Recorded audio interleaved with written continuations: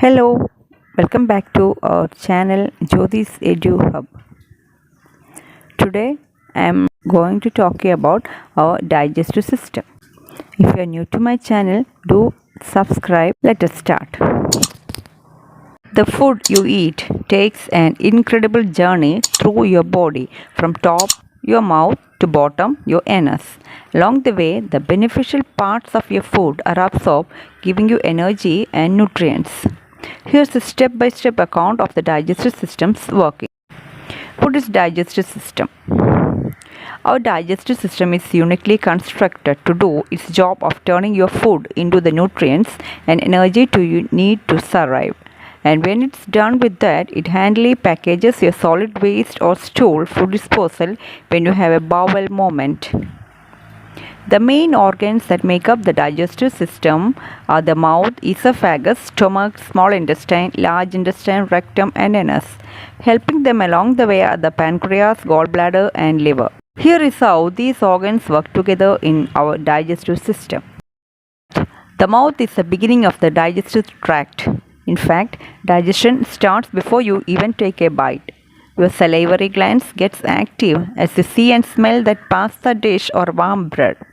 After you start eating, you chew your food into pieces that are more easily digested. Your saliva mixes with the food to begin to break it down into a form your body can absorb and use. When you swallow, your tongue passes the food into your throat and into your esophagus. Next one is esophagus. Located in our throat, near your trachea, that is windpipe, the esophagus receives food from your mouth when you swallow. The epiglottis is a small flap that folds over your windpipe as you swallow to prevent you from choking. A series of muscular contractions within the esophagus called peristalsis delivers food to your stomach. But first, a ring-like muscle at the bottom of the esophagus called the lower esophageal sphincter has to relax to let the food in. Sphincter then contracts and prevents the contents of the stomach from flowing back into the esophagus. When it doesn't and these contents flow back into the esophagus, you may experience acid reflux or heartburn. Next one is stomach. The stomach is a hollow organ or container that holds food while it is being mixed with stomach enzymes. These enzymes continue the process of breaking down food into a usable form.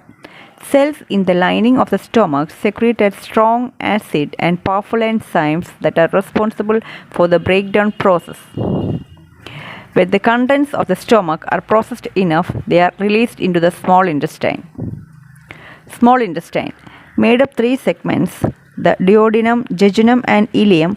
The small intestine is a 22-foot long muscular tube that breaks down food using enzymes released by the pancreas and bile from the liver.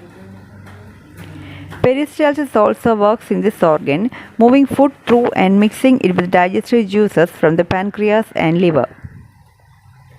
The duodenum is the first segment of the small intestine. It's largely responsible for the continuous breaking down process.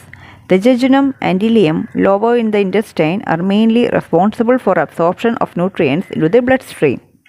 Contents of the small intestine start out semi-solid and end in a liquid form after passing through the organ. Water, bile, enzymes, and mucus contribute to the change in consistency. Once the nutrients have been absorbed and the leftover food residue liquid has passed through the small intestine, it then moves on to the large intestine or colon. Next one is the gland pancreas. The pancreas secretes digestive enzymes into the duodenum that break down protein, fats, and carbohydrates. The pancreas also makes insulin, passing it directly into the bloodstream. Insulin is the chief hormone in our body for metabolizing sugar. Liver. The liver has many functions, but its main job within the digestive system is to process the nutrients absorbed from the small intestine. Bile from the liver secreted into the small intestine also plays an important role in digesting fat and some vitamins. The liver is the body's chemical factory. It takes the raw materials absorbed by the intestine and makes all the various chemicals the body needs to function. The liver also detoxifies potentially harmful chemicals. It breaks down and secretes many drugs that can be toxic to the body. Next one is gallbladder. The gallbladder stores and concentrates bile from the liver and then releases it into the duodenum in the small intestine to help absorb and digest fats. Colon, that is large intestine. The large intestine or colon is responsible for processing waste so that emptying the bowels is easy and convenient. It's a 6-foot long muscular tube that connects the small intestine to the rectum. The large intestine is made up of the cecum, the ascending colon, the transverse colon, the descending colon, and the sigmoid colon, which connects to the rectum. Stool or waste left over from the digestive process is passed through the colon by means of peristalsis, first in a liquid state and ultimately in a solid form.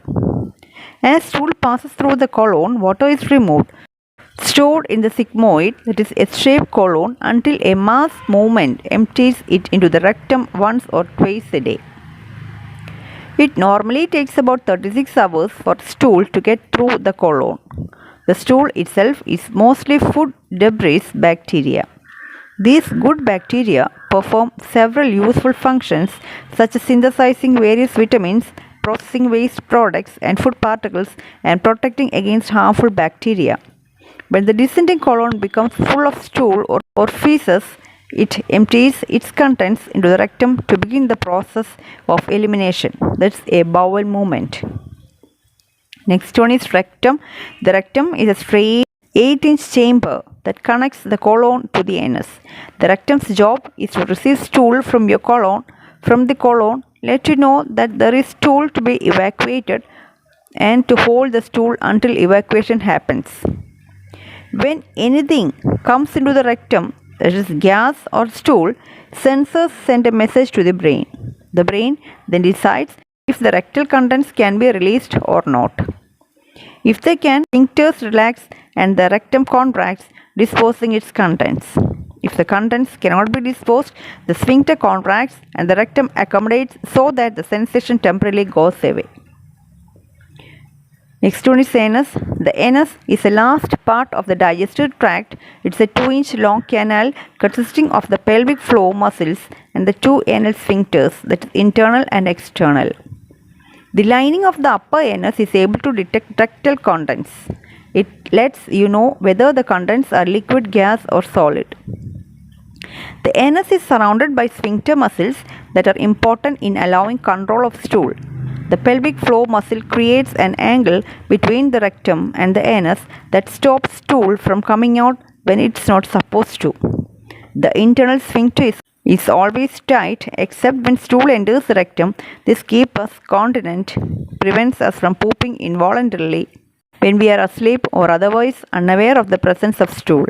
When we get an urge to go to the bathroom, we rely on our external sphincter to hold the stool until reaching a toilet, where it then relaxes to release the contents. If you like this video, do like and share with your friends. We can meet with another video. Bye bye.